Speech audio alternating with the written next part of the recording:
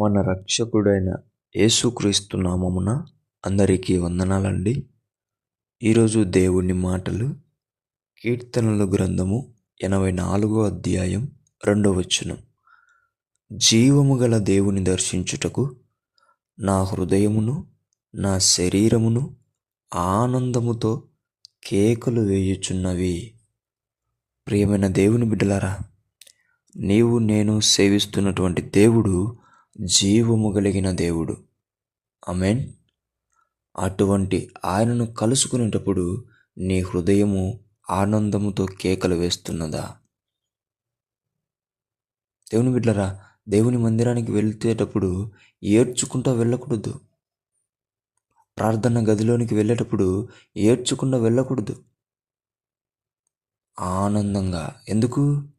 జీవము గల దేవుణ్ణి నేను ఈరోజు ఆరాధనలో, ఈరోజు స్తుతిలో, ఈరోజు వాక్యములో కలుసుకోబోతున్నాను, దర్శించుకోబోతున్నాను అనే ఆనందం నీ హృదయం పొందుకోవాలి, అనే ఆనందం నీ శరీరం పొందుకోవాలి. దేవుని బిడ్డలారా, ప్రార్థన గదిలోకి వెళ్ళేటప్పుడైనా సరే నేను నా జీవము గల దేవుణ్ణి దర్శిస్తున్నా. ఆయనను దర్శిస్తే నా జీవితమే ఆయనే మార్చేస్తాడు. ఆనందంతో వెళ్ళాలి.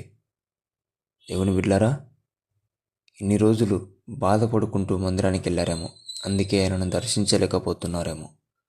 ఇన్ని రోజులు బాధపడుకుంటూ అవిశ్వాసంతో ప్రార్థన గదులలోకి అడుగు పెడుతున్నారేమో, అందుకే ఆయనను దర్శించలేకపోతున్నారేమో.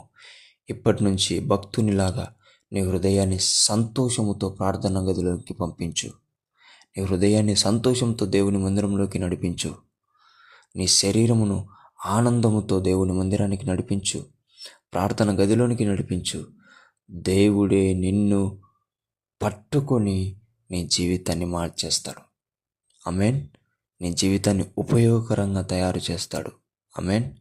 దేవుడి మాటలను దీవించునుగాక. ప్రార్థించుకుందాం. దేవానికి వందనాలు, స్తోత్రాలయ్యా.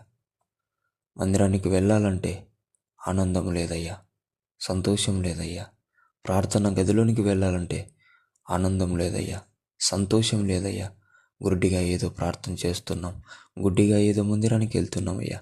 మమ్మల్ని క్షమించండి తండ్రి. నిన్ను దర్శించి వచ్చే బిడ్డలుగా మాకు జ్ఞానం దయచేయండి ప్రభువా. మా శరీరమును మా హృదయమును కూడా సంతోషంగా మందిరానికి వెళ్ళుటకు, సంతోషంగా ప్రార్థనలో గడుపుటకు సహాయము చేయమని యేసు నామములో ప్రార్థిస్తున్నాం తండ్రి. ఆమేన్.